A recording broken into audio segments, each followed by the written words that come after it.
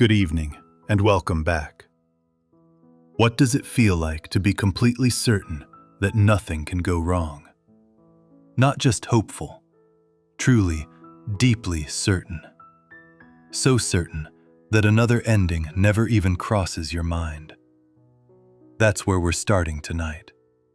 With a world that believed it had everything figured out, and a ship that was built to prove it. Get comfortable. Dim the lights if you can. Maybe put on a fan for that soft hum in the background. And if you enjoy what I do here, a like and a subscribe means the world. Drop a comment and tell me where you're listening from tonight. I genuinely love knowing.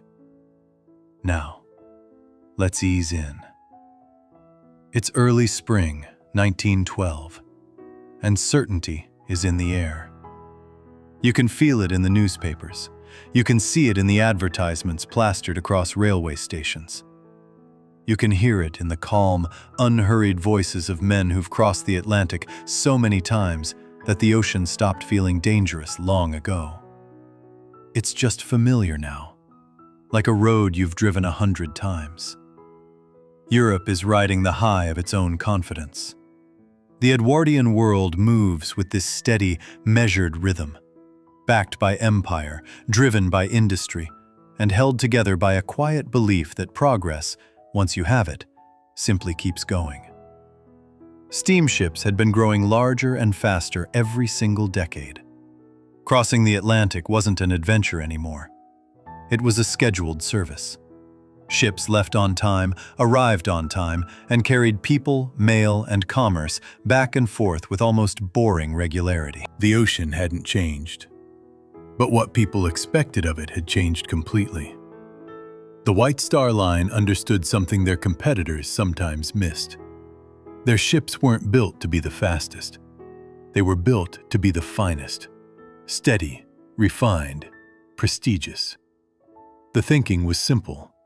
Wealthy travelers don't need to arrive first. They need to arrive well. Comfort over speed. Reliability over spectacle.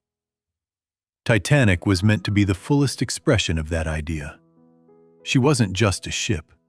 She was a statement of industrial strength, of what modern engineering could achieve, of the kind of quiet confidence that doesn't need to shout. Down in Southampton, where Titanic sat at the dock preparing for her maiden voyage, none of this felt particularly dramatic.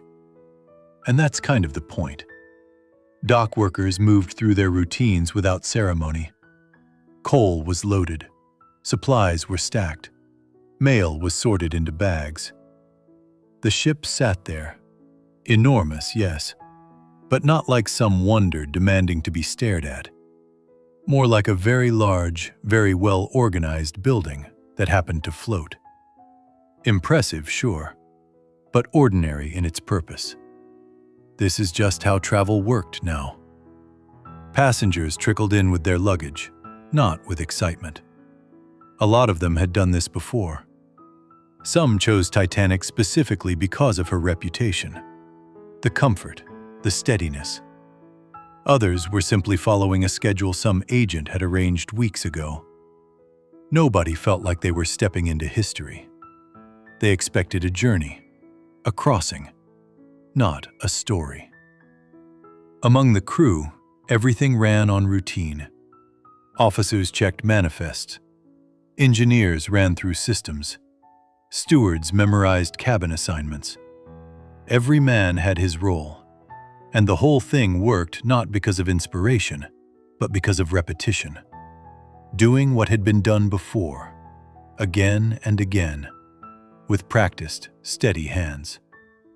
Captain Edward John Smith came aboard with the quiet weight of a man who has seen everything the sea has to offer. They called him the millionaire's captain. Decades at sea, an impeccable record. He was close to retirement. This voyage was supposed to be a graceful final chapter to a long, dependable career. He'd guided ships through fog and storms, through crowded shipping lanes and long, still nights.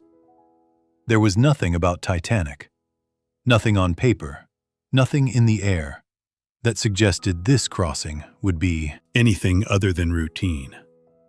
Thomas Andrews, the ship's designer, moved through the vessel with a different kind of attention. Where others saw a completed ship, Andrews saw every decision he'd ever made, every calculation, every choice. He wasn't anxious, but he was attentive. Titanic was his work made real, and like any careful engineer, he stayed interested in how theory met practice. J. Bruce Ismay, managing director of the White Star Line, was also on board. His role was both executive and symbolic. He represented the company's confidence in its newest ship. His presence was meant to reassure, not supervise. This wasn't a trial run. Titanic was already considered complete, already considered proven.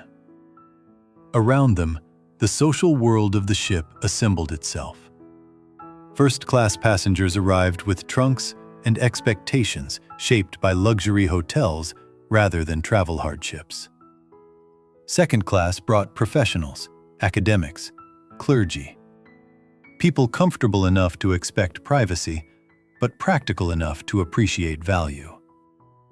Third-class passengers, many of them immigrants, carried fewer belongings but heavier hopes. They weren't tourists. They were moving their lives.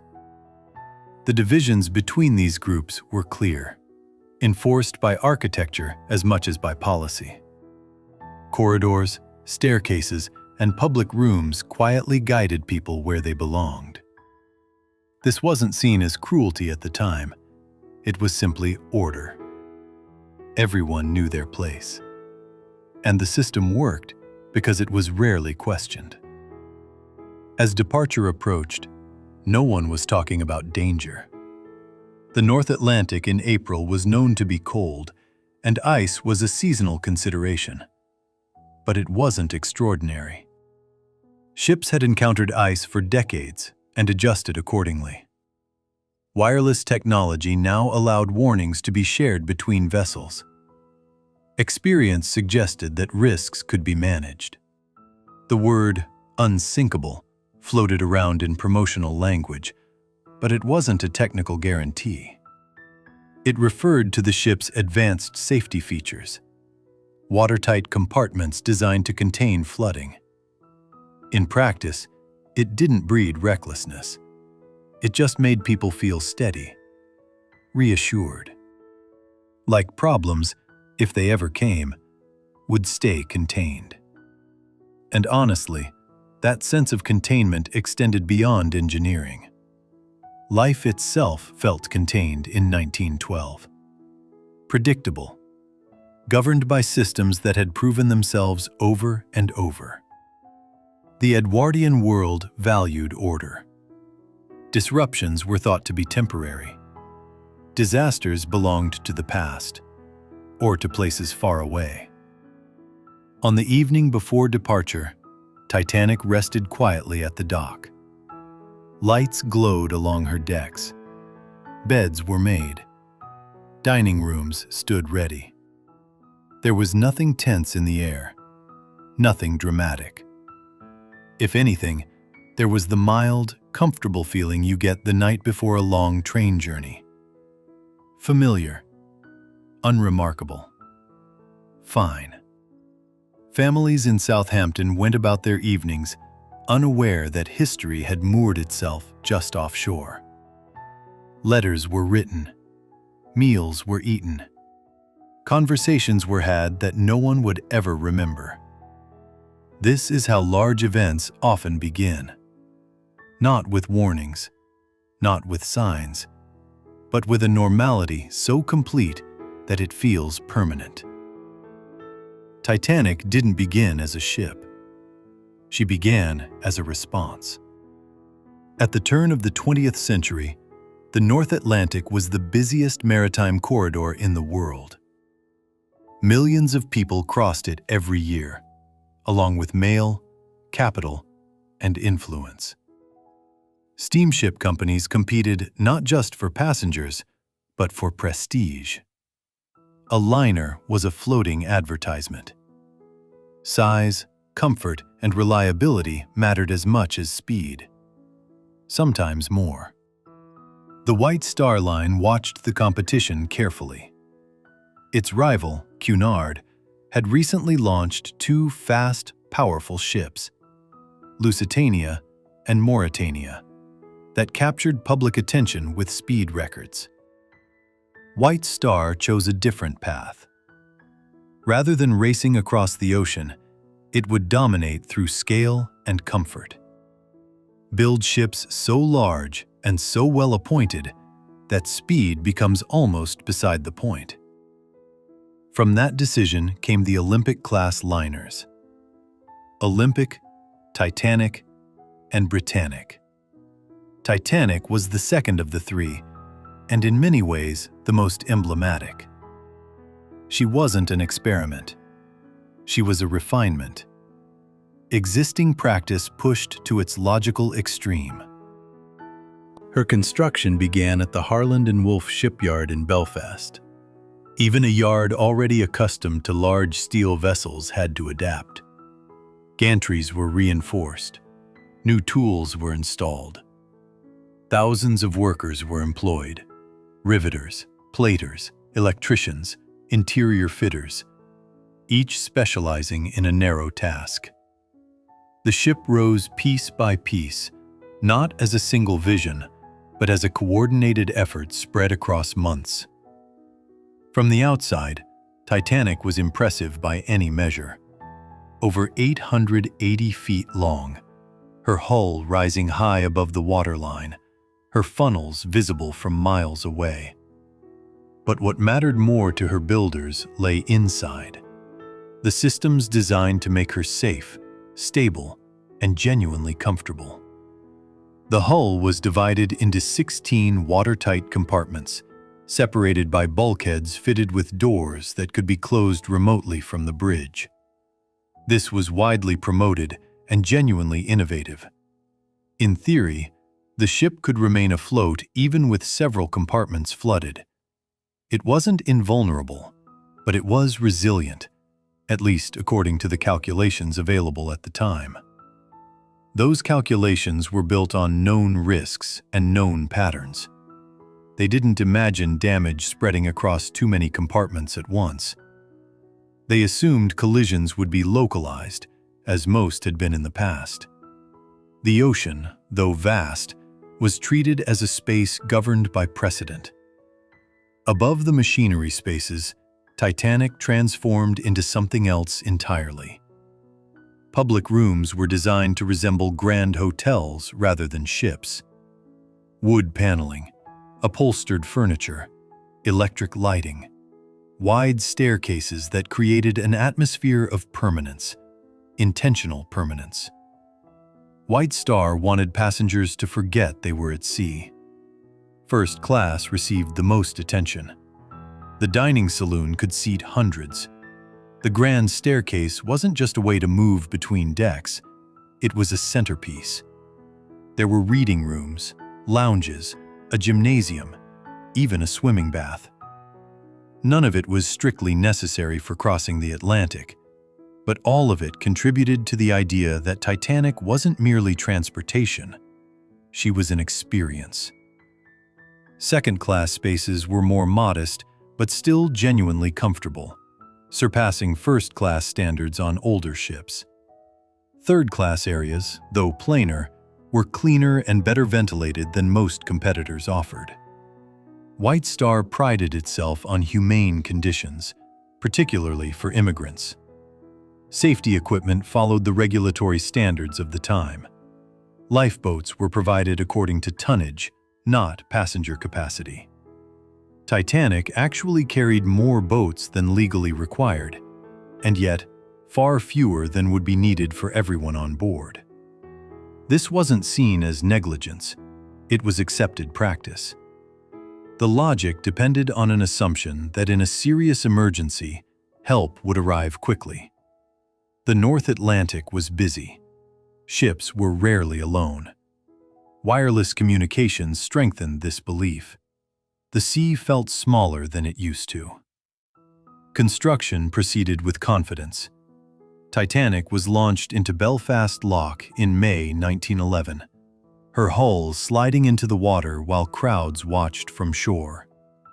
The event drew attention, but it wasn't dramatic. Launches were routine at Harland and Wolff. The real work continued afterward, months of outfitting, testing, and crew selection. By early 1912, she was ready for sea trials. Brief tests, maneuverability, basic performance. She handled well. Engines responded as expected. There was no reason to delay. When Titanic sailed to Southampton to prepare for her maiden voyage, she joined a long tradition of liners beginning their working lives quietly. No speeches, no ceremonies. A commercial vessel entering service. What mattered most about her construction wasn't any single feature. It was how all those features reinforced a shared belief that complexity equaled control. More compartments, more systems, more redundancies. All of it pointed toward mastery over risk. This belief was sincere. It was supported by decades of successful crossings. Each improvement seemed to push danger further away. There was no sense that limits were being approached. In hindsight, it's tempting to see warning signs in the design choices, in the height of the bulkheads, in the number of lifeboats, in the confidence of the promotional language. But at the time, those choices aligned perfectly with industry norms and expert opinion. Titanic wasn't built recklessly. She was built carefully, methodically, according to the best understanding available. Her builders believed they were solving problems, not creating them. And so, by the time she stood complete, Titanic represented something larger than herself. She embodied the Edwardian faith in engineering, organization, and gradual, steady improvement. She was proof, it seemed, that the age of catastrophic maritime disasters was drawing to a close. A ship the size of Titanic did not run itself. Steel and steam mattered, but they were only as effective as the people who directed them. Long before she left Southampton, a structure of authority, habit, and expectation was already firmly in place. It was this human system, quiet, layered, and rarely questioned, that would guide Titanic from her first casting off until the final minutes of the voyage. At the top of that structure stood Captain Edward John Smith, 62 years old, a man whose career had followed the rise of steamship travel itself. Smith had gone to sea as a boy, advanced steadily, and built a reputation not for brilliance or daring, but for steadiness. White Star valued that quality above almost everything else. Their passengers, many of them wealthy, many of them cautious, preferred a captain who inspired calm rather than excitement. Smith's authority on board was complete, but exercised gently. He was not known for sharp orders or unnecessary assertion. He relied on routine and trust. His officers were experienced men, comfortable with autonomy within clearly defined limits. On a ship like Titanic, the captain didn't micromanage. He supervised a system that largely ran itself. Beneath him were the deck officers. Chief Officer Henry Wilde, recently transferred from Olympic, served as second in command. Quiet, competent, experienced. First Officer William Murdoch handled much of the day-to-day navigation, widely respected, decisive. He understood the company's expectations thoroughly, and his role placed him at the center of operational decisions. Course adjustments, speed, watch schedules. Second Officer Charles Lidler brought a different temperament. Meticulous, rule-oriented, deeply committed to procedure. He trusted the system because he was part of the system. Below the bridge, another hierarchy governed the engine rooms. Chief Engineer Joseph Bell oversaw the mechanical heart of the ship, deep below the waterline, far from passenger spaces. His world was one of gauges, pressure readings, and routine maintenance. Success meant consistency, steady revolutions, even temperatures, predictable performance. Under Bell worked a large team of engineers, firemen, and trimmers. Firemen shoveled coal into furnaces hour after hour, maintaining the steam that powered everything. Trimmers moved fuel through the coal bunkers to where it was needed. These men worked in heat and near darkness, largely invisible to passengers. Physically demanding work, repetitive, essential. Running parallel to the Maritime Command was the hotel staff. Chief Steward Hugh Walter McElroy managed the service side of the ship, dining, cabins, cleaning, passenger comfort. Hundreds of stewards, cooks, bakers, and waiters answered to him. For these crew members, Titanic was a workplace shaped entirely by social expectation. First class demanded discretion, speed, and quiet politeness. Second class required efficiency and attentiveness. Third class involved managing large numbers of people across multiple languages. Crew corridors, service staircases, and backlifts allowed staff to move through the ship without intruding on passenger spaces.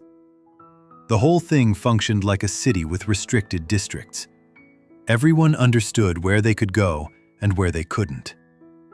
Thomas Andrews occupied an unusual position, neither crew nor passenger. He was there to observe, inspect, and note adjustments. Methodical, reserved.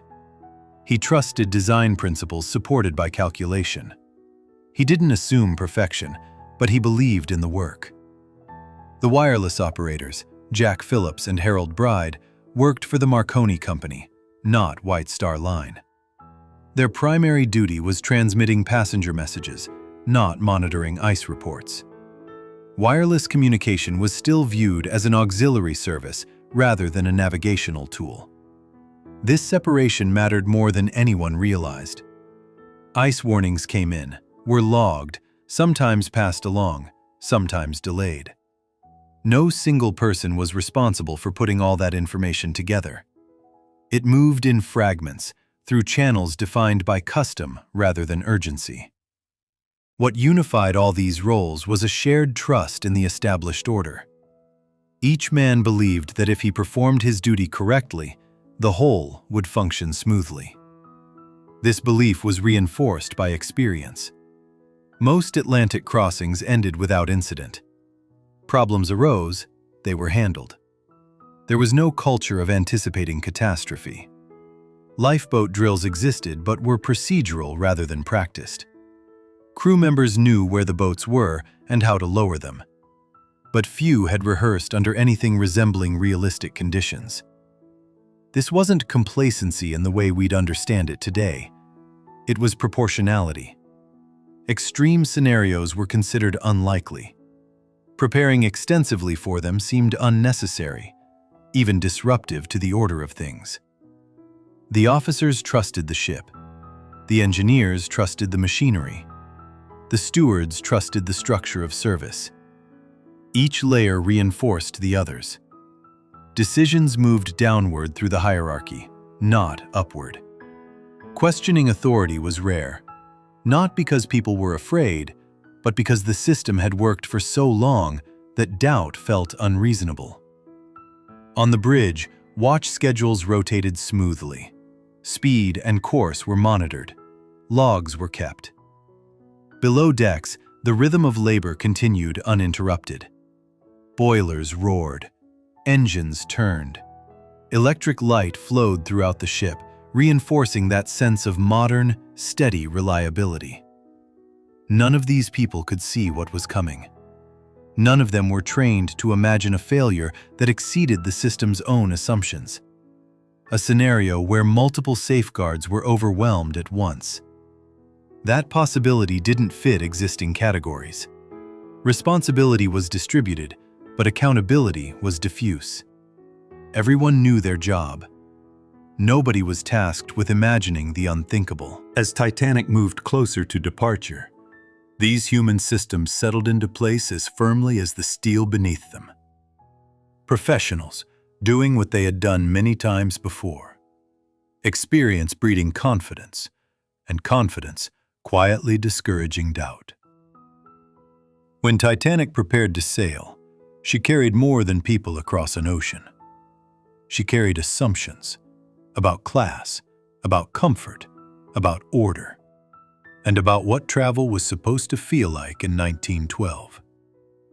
First-class passengers occupied the most celebrated spaces on the ship. Industrialists, financiers, diplomats, and their families. Their cabins were spacious, some arranged as private suites with sitting rooms and private baths. Furnishings that echoed grand hotels, polished wood, soft carpets, adjustable electric lighting. Meals followed formal rules across multiple courses. Service was attentive, but never intrusive. The sea remained largely outside awareness. That was the poi.